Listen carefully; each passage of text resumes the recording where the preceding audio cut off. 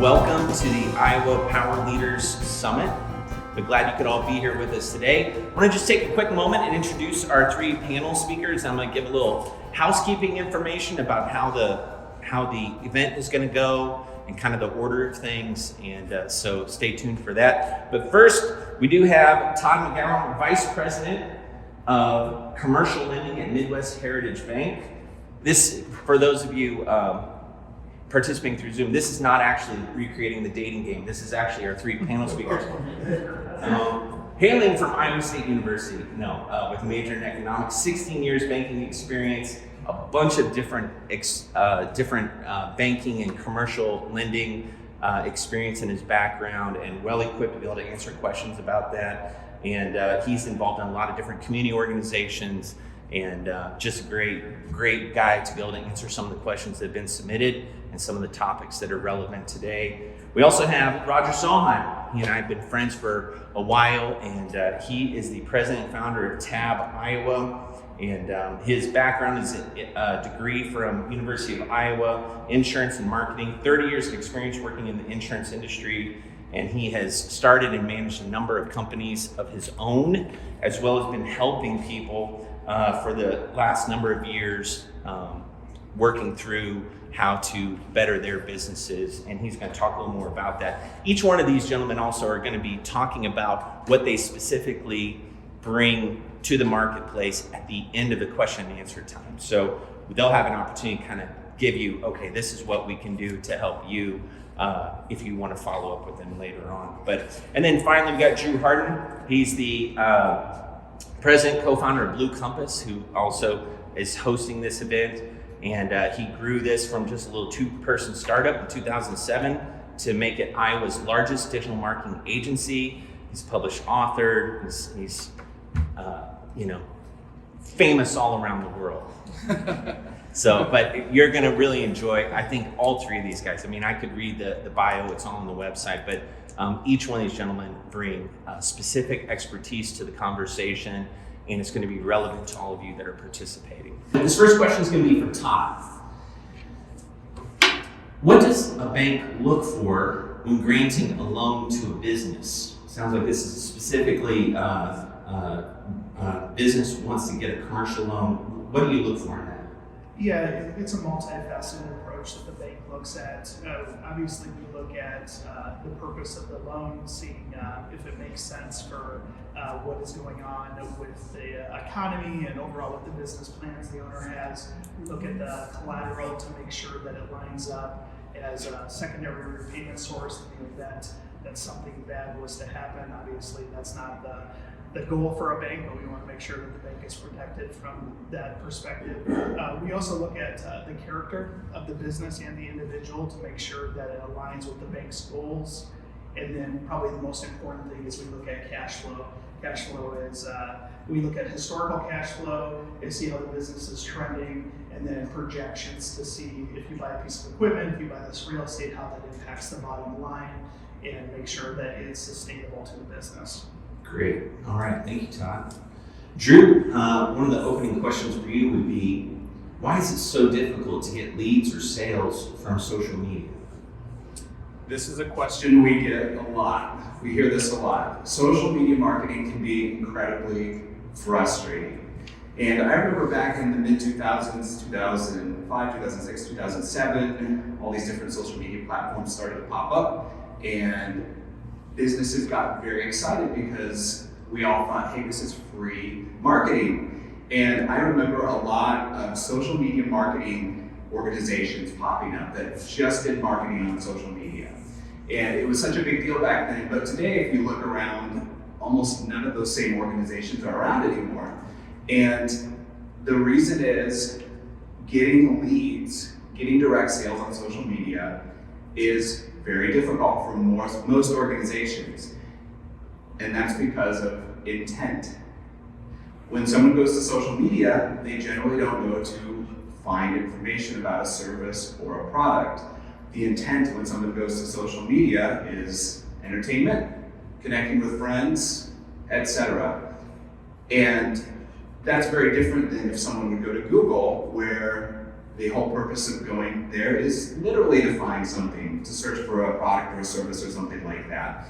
So just as an example, search engine optimization or Google is a lot more effective when it comes to direct sales. So does that mean that all of us should stop social media marketing?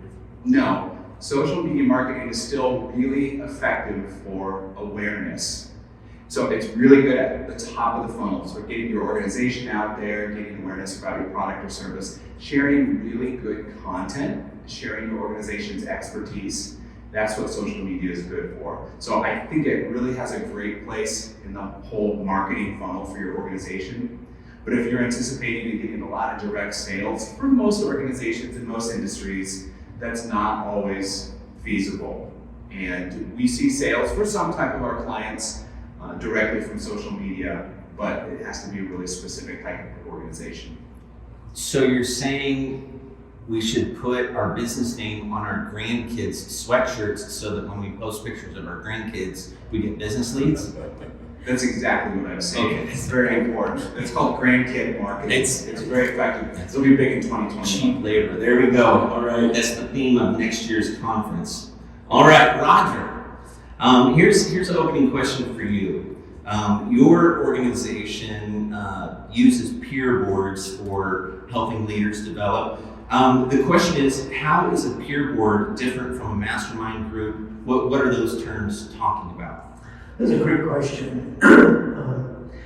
First of all, each person that belongs to a peer board signs a non-disclosure statement, and we monitor that. In the 20 years that the alternative board, which stands for T.A.B, has been in existence, we've never had a violation of that because we police it. Absolutely important that each business owner feels comfortable sharing and that it stays within that group. We have 4 peer boards in the central Des Moines area, and we actually reach out to the edges of Iowa with some of our coaching. So I'm not sure what people's experience has been with a mastermind, but the way that we work it is, and this was designed 30 years ago, each person, we do a 30-minute training session at the beginning of every meeting. Also, each person has a chance to talk about the highlights of the past 30 days, personal or business. Then each person around the room, and our board meetings are limited to 8 or 9, no more than 10 people at the meeting. So each person has an opportunity to share a challenge. So they have a 20-minute segment to talk about, here's what's going on, here's maybe what I've tried, and then bounce it off of 9 or 10 other business owners of what they might do or what their experience has shown works. So you kind of stop this experimental thing. You actually get a chance to bounce it off of really experienced business owners, your challenge. So the process works.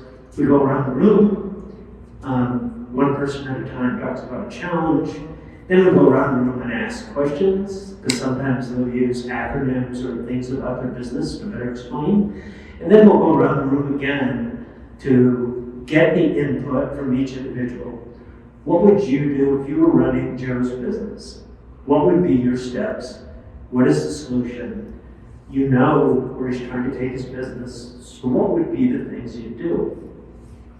After the group meets sometime during the month, we meet as coaches with each individual and talk about, you said this was important, this you're trying to go. Let's build a plan for it and actually hold them accountable to accomplishing what they said they want to do. I think those are the differences between a professional peer group and the mastermind group.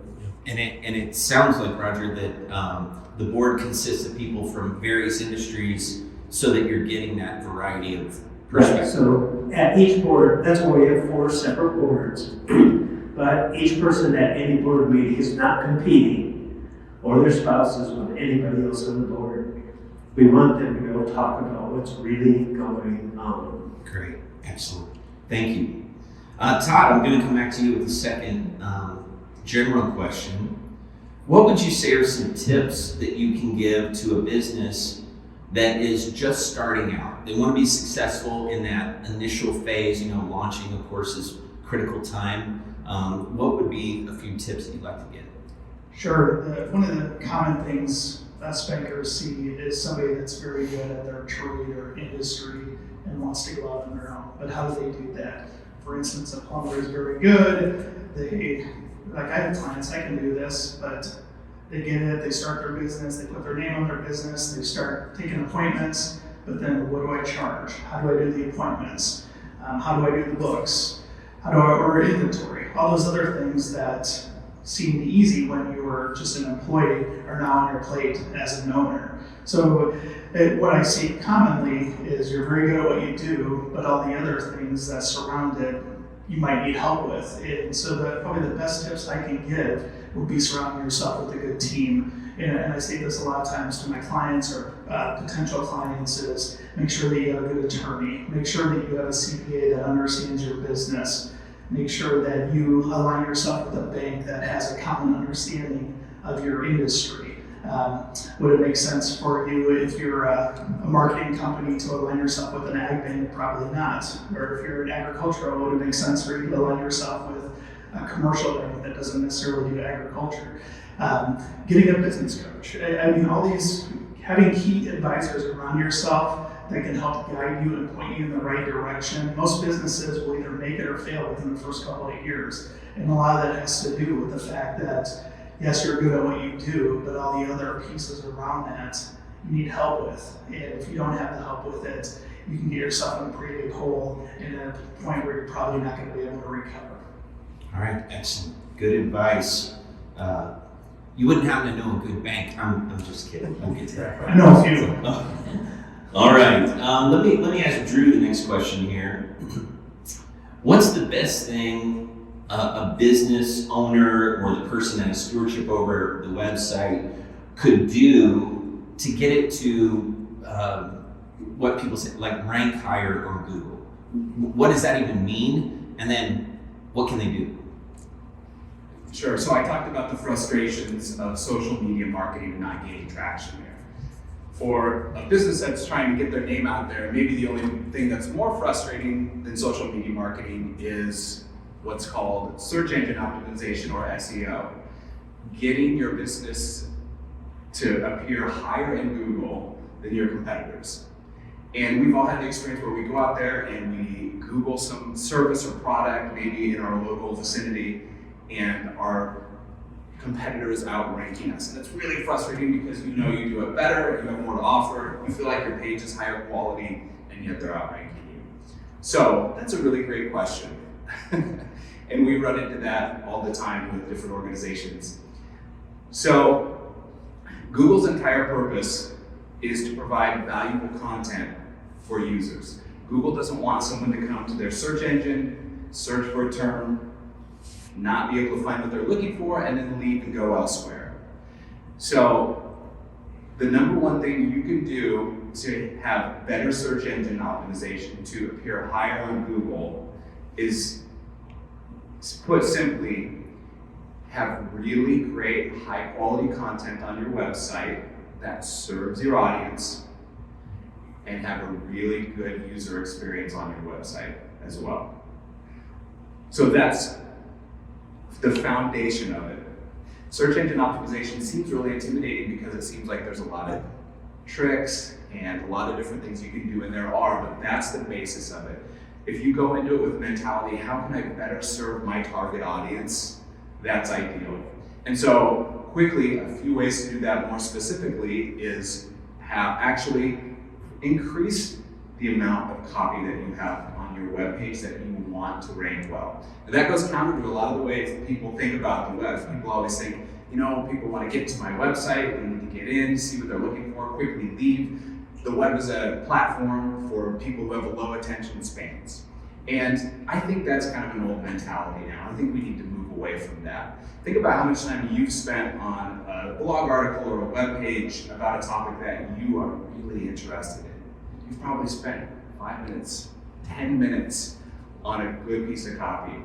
So if you have a web page that you want to rank well, and you have 100 words of content, and your competitor has another page and it has 1,000 words of content, which of those pages has a greater chance to offer value to the audience? Is probably the one that has the more copy.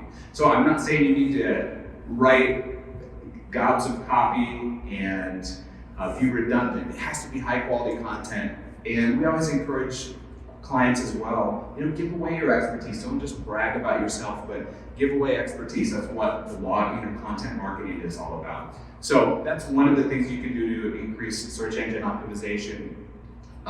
More specifically, a few other things are make sure every single one of your pages on your website have unique meta titles and meta descriptions. Those are the little blue titles you see in Google and then the description under that. You and your content management system can go in and you can actually write those. And if you think about it, those are really billboards for your brand in search. It's really important what those say because we judge what we're going to click on in Google based on those meta titles and meta descriptions. And then finally, this is a question I can talk about forever, so I'll end it at this. Have a website that's mobile friendly, that loads as quickly as possible, and that just has intuitive navigation and a good user experience. We always say, Google is taking the web away from those who don't take their website seriously. There's so many websites out there, there's so much competition that we all have. If you don't take your website seriously, if you don't update it, if it's not modern, Google's taking the web away from those who don't take their website seriously. Great, thank you. It sounds like there's definitely a combination of both quality and quantity when it comes to search engine optimization. Absolutely. Excellent. All right. Roger, I'd like to ask you, you mentioned peer board earlier and you kind of gave an overview, but how does that specifically help those participants, those leaders, those owners? How does it help them actually become a better leader? Like, what's the value on the leadership side of those peer boards? That's a great question. Often comes up. First of all, I want to emphasize when you do business with T.A.B. Iowa, there are no contracts. It's on a 30-day basis. If we don't bring you value each month, you have a chance to walk away from it. No contracts. We have a 95% retention, even through the COVID virus. These people are getting value every week, every month. So, building leadership skills, number one, you're surrounded by real executive business owners, like 23 of them in the Des Moines area and beyond. We use a couple of tools. We use the strategic business leadership, which is T.A.B.'s own leadership and business model. We also use the EOS model, which is Entrepreneur Operating System. Some may know it as Traction. Those two models will bring you success. You will start accomplishing and growing and developing. Many of the businesses that we've worked with in the past, say 3 years or 4 years, are double, triple, and quadruple the size they were when we started with them. We are about results. If you're not getting results, we just part ways. But that doesn't happen very often. So being in a professional peer group where two heads are better than one, we're about 9 or 10 to help you solve any business issue throughout the month, throughout the year. You can't help but be successful to have that much learning, that much knowledge coming to bear for each business owner. So growing leadership-wise, we will spend 30 minutes talking about leadership talents and skills. We use a model called 7 Stages of Growth. Many people don't realize that as your business grows, your leadership skills change. If you don't change with your growth, your business will start to die. So it's about growth. And so understanding what new leadership skills you need, and we actually train 3 different courses we do online about those leadership skills so that you are actually developing. But then in our coaching session, I've owned 4 companies through the month. Take my own experience, and with the insurance agency, we have 1,700 businesses that we insure. you learn a lot about businesses. And so bringing all of that experience to bear, plus all of our business coaches have all got business experience, having your hands in the reins is much different than reading about it or talking about somebody else you know. Physically, having run your own companies, been through the highs and the lows, is absolutely important for your business coach to bring to you. Yeah, great. Thank you, Roger. I know that learning is a critical aspect of growing as a leader. If a leader doesn't think they need to learn anything, they're going to plateau and start to decline. So thank you very much. Yes. Todd, here's the question that is like, maybe perceived as negative, but it's the reality we've been living with for 9 months, 10 months, and that is, what effects have you seen on Iowa businesses related to COVID? Roger just talked about the highs and the lows. We could, as Drew mentioned before, I could probably spend an hour talking about this specific topic, but in regards to COVID, from what I have seen, is that Iowa businesses are relatively healthy, which is good. They were, the balance sheets were strong, they're resilient, they've been able to weather the storm.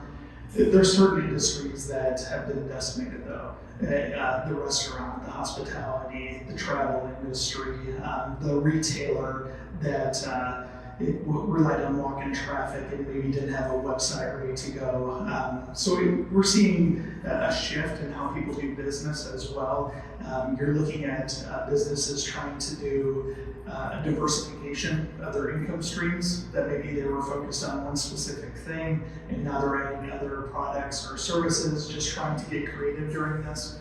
The government injected a lot of money, which most businesses know and took advantage of with the payroll protection program, and that has been a lifesaver to a lot of businesses. The key critical test will be the next 6 months, what's going on. The rental assistance may or may not be around. People are starting to have to use their own money to pay the landlord for their businesses. Do I keep employees around? Right now, we haven't seen much of an impact, like I said, for most businesses in Iowa, which has been good. However, we're monitoring it closely, and I think everybody is monitoring it closely. The best thing I could probably tell a business with this is, after we get through this and hopefully everybody survives and it comes out more diversified, I think liquidity has got to be something that's got to be on everybody's minds. A lot of times I had business clients say, well, my money's not really earning much, I'd rather invest in capital to grow my business, and yeah, that's a good plan. However, nobody foresaw this coming. We went through the 2008 crisis, and a lot of people reshaped how they did businesses and made them more healthy.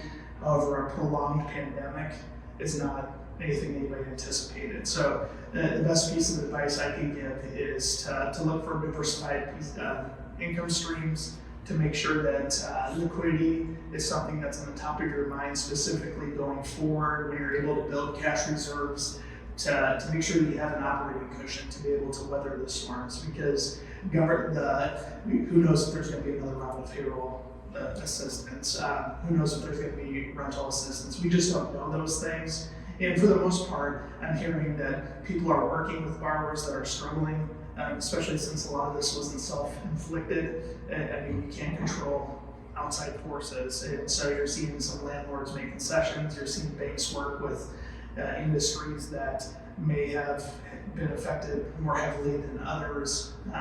So we'll get through it. I'm confident from what I'm seeing on the balance sheets of Iowa businesses.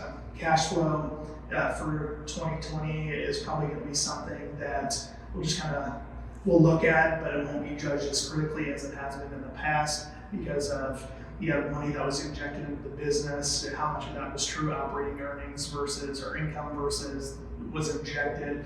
And so generally, I just think that 2020, let's get through it, do what you can to diversify, run as lean as you can while maintaining your business, work on the liquidity piece that is going to be important going forward, and will probably be a measure that banks look at more heavily going forward. And I think that most businesses will get through it. Yeah. Todd, it sounds like there's a lot of wisdom in preparing for a rainy day and expecting the unexpected when it comes to businesses because we just don't know. I mean, Sure. who would have ever expected that? So thank you. Great advice.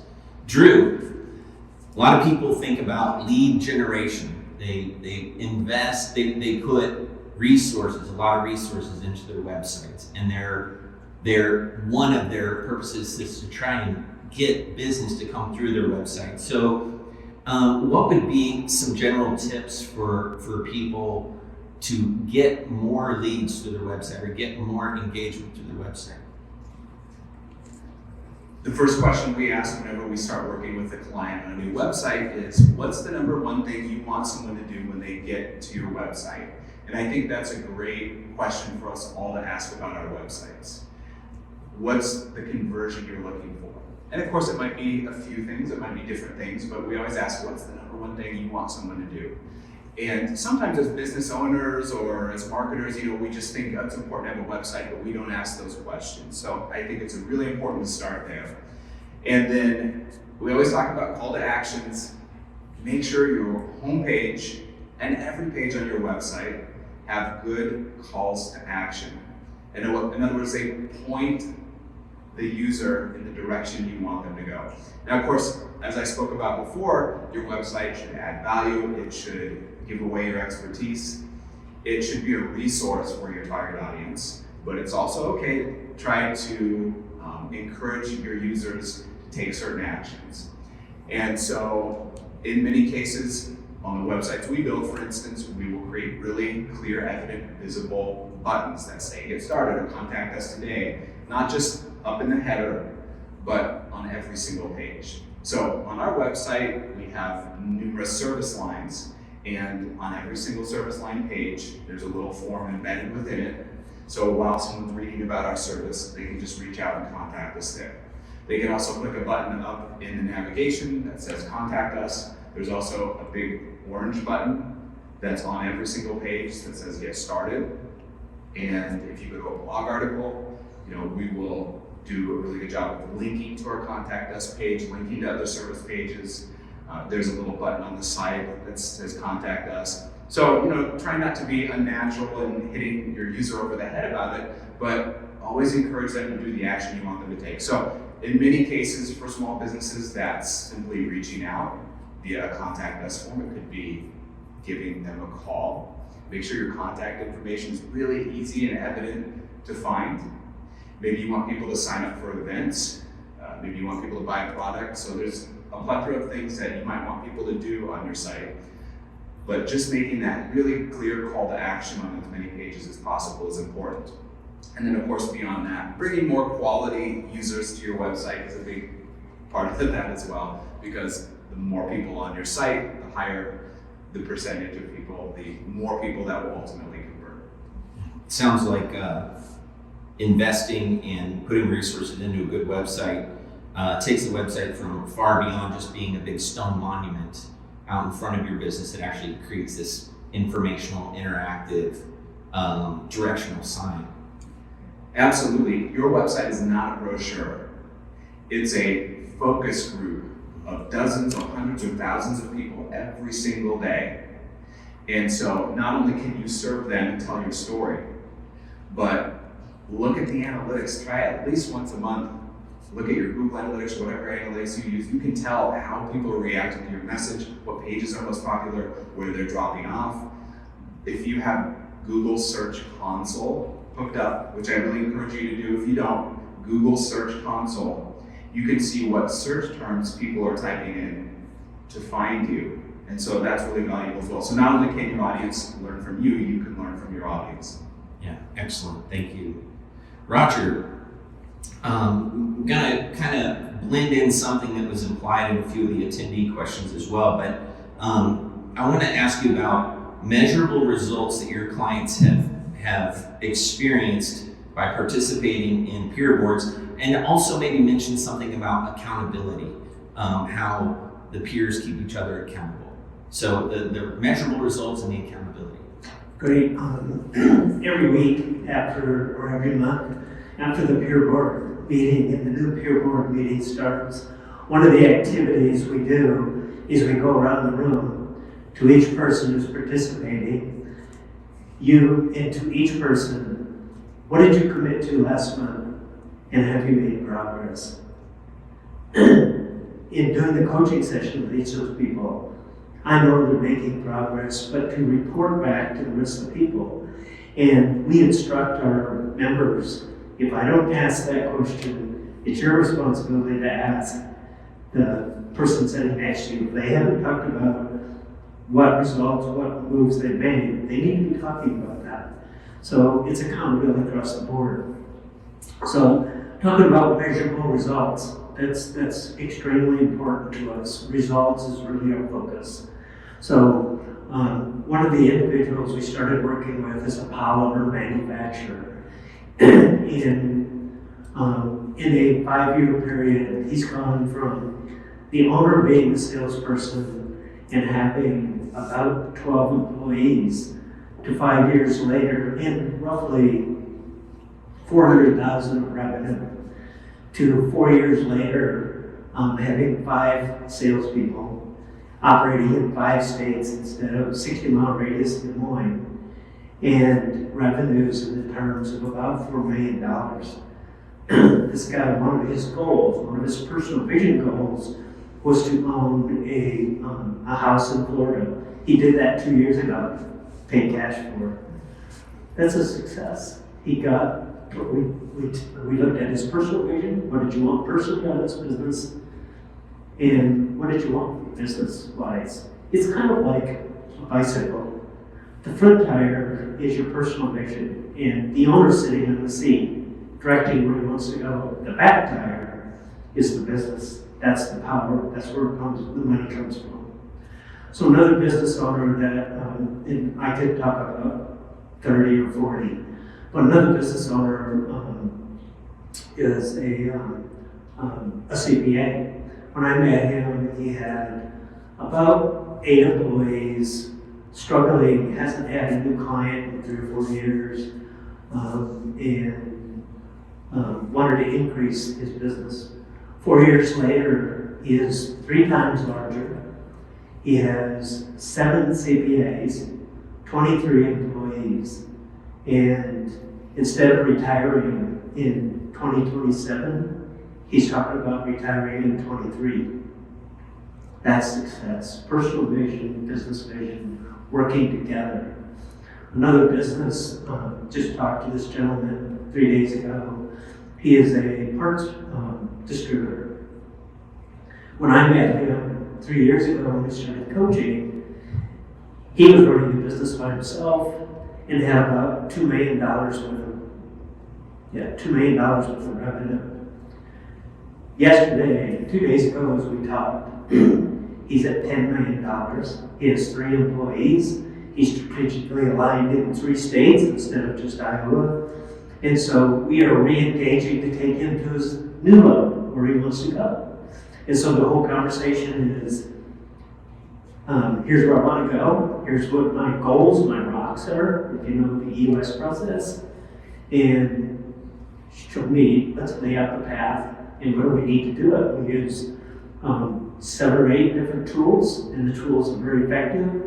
Absolutely, we will get him there. We'll go through the process. Like I said, I could talk about 30 and 40 successes, but those are the 3 that came to the top of my mind just really quick. Those are little successes. In the COVID sort of environment, those are hitting it out of the ballpark. Yeah. Well, and I really like the illustration of the bicycle because someone is really not fully realized their success unless their personal vision and their corporate vision are both being realized. You want to have both winning. And I think that's what differentiates us. Thank you for that. As T.A.B, Iowa, and professional business coaches, is realizing your personal vision and your business vision, they need to align. And if you have partners, we need to know what those partners' personal visions are. Because what if they don't match? What if they're fighting against you because of their personal vision? It needs to be on the table. Great vision alignment. All right, well, we've covered the 3 initial kind of the bold print questions. So now these questions might be a little shorter, they might be a little more free form. So I'm going to throw these out at you, and I'm going to mix up the order to keep you guys on your toes. How about that? I don't want you to get too settled in. So I'll go with Roger on this first one here. Let's see here. Talk about, you or your fellow coaches that are in this, talk about what are their business experiences, and do they need to be an expert in the area that they're coaching to be an effective coach? Good question. Actually, two-part question. First of all, to be a part of the alternative board, our coaches need to have physical experience running a company. They need to know what it's like to go through the highs, the lows, the trouble, through good times, bad times. I've owned an insurance agency, a construction company, and a car dealership. And then now the alternative board for the past 10 years. Many of our other coaches have really vast experience. So what we find is that 80% of the experiences that business owners have translate no matter what kind of business it is, 80 or 85%. So that other 15%, understanding the individual nuances of that particular business, becomes important in a strategic sort of alignment, maybe rules, maybe regulations, maybe state requirements, maybe certifications.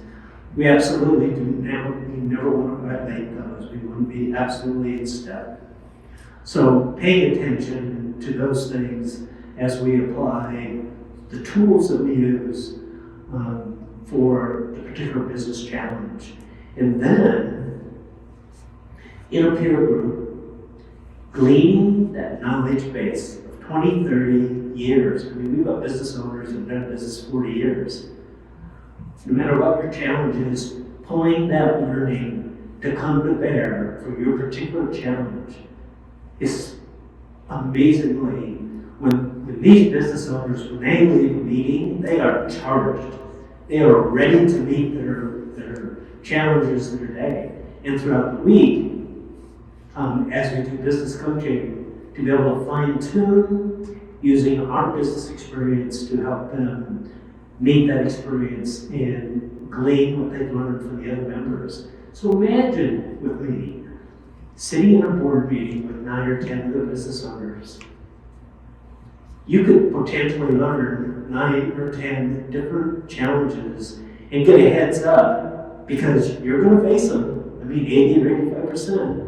You get a heads up of how other business owners from different disciplines or different businesses have met that challenge. I mean, it is super impactful. Yeah, excellent. It reminds me of that old quote in business, one of us is not as smart as all of us. And so you're able to kind of share the corporate experience of all these different people. And also something that business owners 100% of the time enjoy doing is talking about what they do. That's why they're in it usually. And so to be able to share their knowledge, I'm sure is very satisfying as well. Absolutely. Todd, I'm going to ask you a combo question, and I'll give you an extra 11 seconds. Sounds like a presidential debate. All right, so there are two attendee questions I think would pair well together here. What's the process in buying an existing business, and also how does a bank finance a startup? So buying an existing business, startup. Sure. Yeah, those questions definitely go hand in hand. I'll start with the startup question because we do get, as bankers, probably that question asked more than buying an existing business, just with people's aspirations and dreams of doing something different.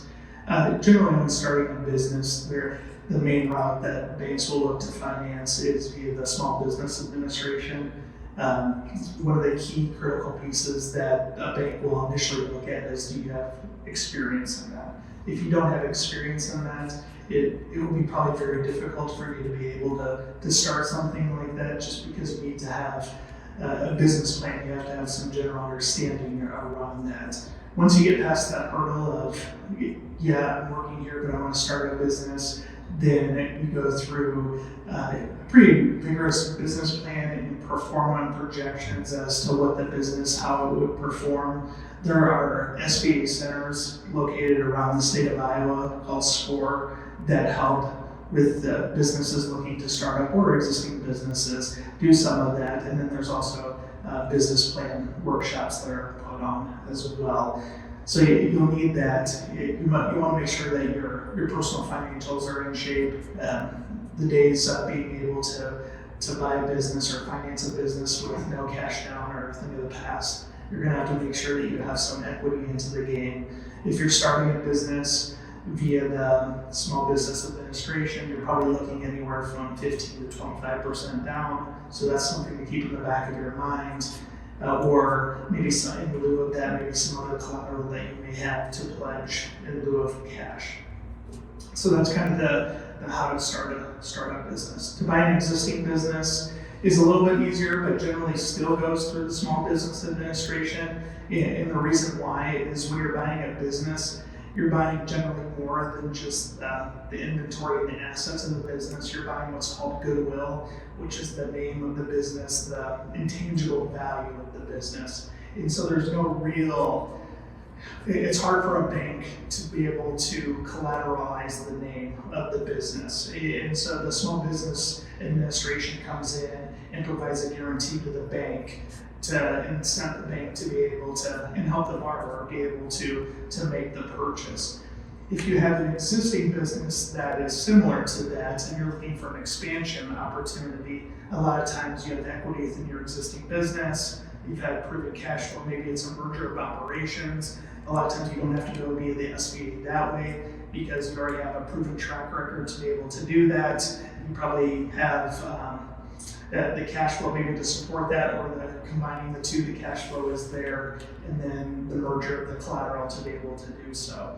No one situation is alike. Sometimes you can do it conventionally, sometimes you can do it via a governmental program. It depends on a lot of factors, and you will, one thing that a lot of people don't realize is that you will need to, the bank looks at the personal and the business financials of the individual and the business. And the reason that is to make sure that both are healthy and sound and being able to absorb the purchase. So if you go through something like COVID, do you have the resources on the personal side to make sure that you pay your personal obligations? Or if the business is doing very strong, what kind of dividends can be taken to inject to the personal side? And so it's all intertwined anymore. And so that's kind of the different approaches between the startup and existing. So you're saying that I can't just walk in and ask for $500,000 to start my taco truck idea? You can come in and ask that, but the odds of you getting approved are slim to that. Okay, all right. Well, once you mentioned personal finances, I had to take myself out of the running, so it's okay. All right, Drew, I'm going to combine two questions here because I think one might lead into the other. How important is it to perform video marketing, YouTube, videos on Facebook, things like that, Vimeo? And then if that's not the greatest ROI, return on your investment, what is when it comes to marketing or advertising via, online? So if, first off, how important is it to do video stuff? And then if that's not your best ROI, where would you, in your opinion, find your best ROI? Your organization has incredible expertise, and one of the best ways to show that off is through videos. Another great way to show it off is just through copying content on your website, but the best case scenario is to be able to give your audience the option. If they come to a web page, maybe they can watch a video about it, or they can read content about it. So as you might imagine, video marketing online is only getting bigger and only growing. And 5 or 6 years ago, the VP at Facebook said that in the near future, Facebook will be 100% video. That's a pretty bold claim. I'm not sure how true that is, but Facebook is certainly moving more and more towards video. It's trying to compete with YouTube. And so if you're not doing video right now, I do think it's probably a good idea to consider it at least. And for a lot of business owners, for a lot of marketers, that does sound intimidating though. It sounds a lot easier to be able to just write a few words and put a blog article on your website than filming a whole video. And what we always tell our clients is, don't be intimidated by video. Think about the growth of YouTube and just how huge and incredible that platform is. I mean, it's the second biggest search engine in the world. And it didn't do it by having high quality videos. So many of the videos that have had millions and millions of views on YouTube are really low quality, low resolution, bad lighting, horrible dialogue, but it's still successful. So even if you have to film dialogue, talking a little bit about how to do something like a how-to video on your old iPhone 6, I think that's better than doing nothing at all. Videos on your website don't have to have huge production values. You don't have to pay a video production company, tens of thousands of dollars to make great videos. If you have the budget, that's a great idea, but your videos don't have to be perfect.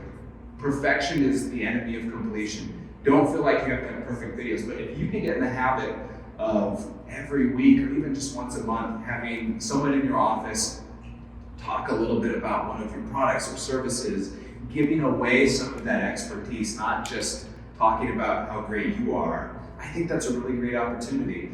And then once you do have those videos, putting them directly into social platforms is really good. So instead of putting them on YouTube and sharing the YouTube link on LinkedIn or on Facebook, upload it directly to Facebook, upload it directly to LinkedIn, upload it directly to Twitter, because the algorithms of these platforms want that video to be embedded directly.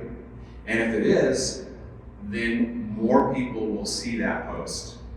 And then of course, putting it on YouTube as well is a pretty good idea. Google owns YouTube. And so what we try to do with a lot of our clients is film a great video and embed that on their webpage. And every single time we do that, without fail, the session duration, or in other words, the time that their visitors spend on that page increases. And that's a really positive signal to send Google, because Google will say, hey, okay, more people are spending time on this webpage. Because yes, Google does watch what goes on your web pages. It sounds creepy, but it's true. And if Google sees more people spending time on that web page, it's more likely to rank it higher, because clearly people are enjoying that content. So video marketing is a great option for the vast majority of businesses. But again, the great thing about digital marketing is that you can look at the stats and analytics and you can see what's working and what's not.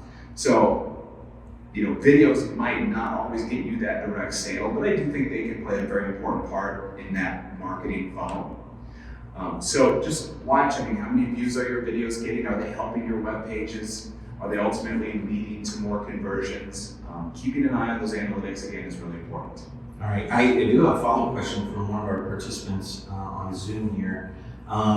So if video is so beneficial, what are the most effective channels or methods to have in your toolbox, I guess, to reach your potential audience at a reasonable or scalable return on investment? So let me read that one more time. So if video is so beneficial, what are the most effective channels or methods to have that reach your potential audience at a reasonable or scalable return on investment? Great question, and that depends on your audience and what platforms they're on, and of course what social media platforms you have, if you have a YouTube channel, etc. That's all really important. And I would say, again, YouTube might be the most important place to put it. I don't know your audience perfectly or your industry, but put it on YouTube and then try to embed that video on a relevant page on your website. Maybe it's a blog article, maybe it's a service line page. Try to put it somewhere on your website. So that's probably the first thing to do.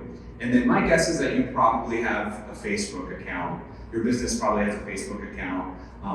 Uploading it directly to Facebook would probably be good as well.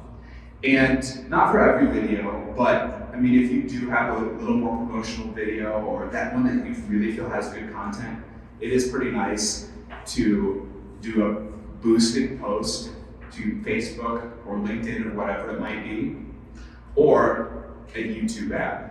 We do a lot of those for our clients, and you can see really great results. And if you put a video out there on YouTube, I don't know, maybe it gets 50 views, but if you do really good targeting through an ad, you can target your target audience, you can target geographically where they reside, you can target, everything from their age to their job title to their salary, etc.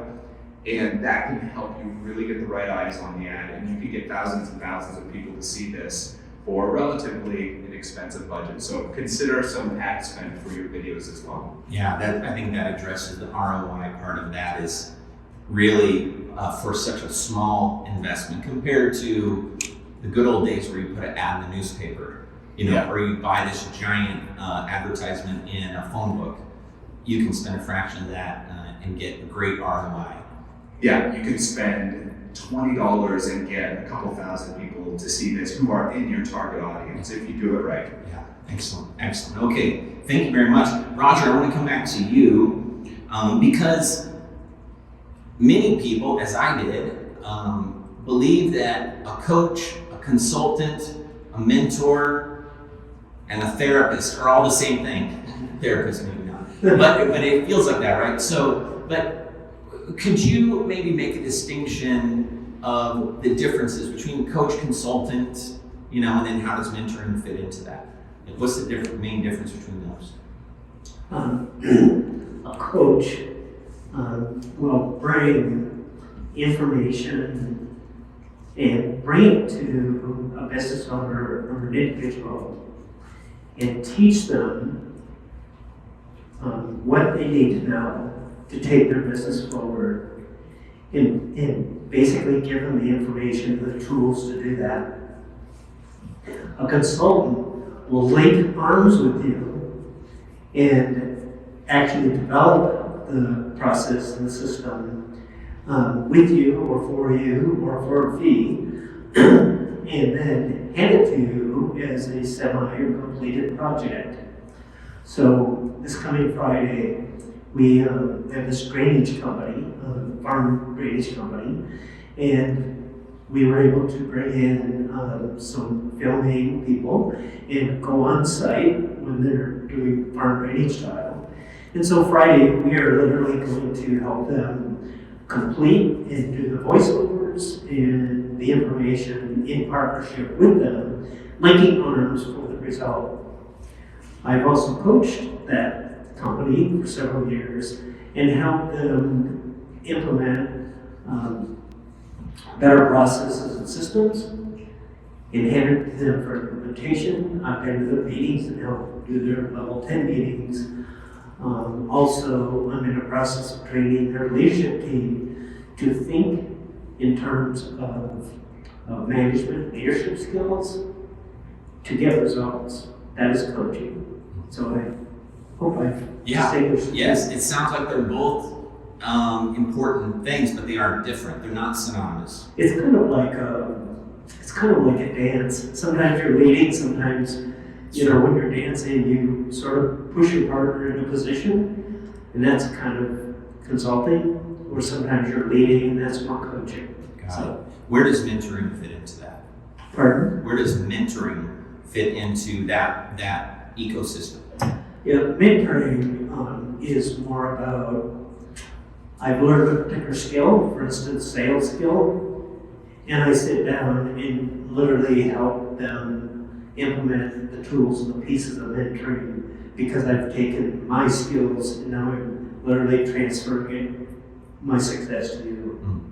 Excellent. And teaching you how to do it and then monitor that result. So I think that distinguishes it. Sure. Excellent. No, that's great.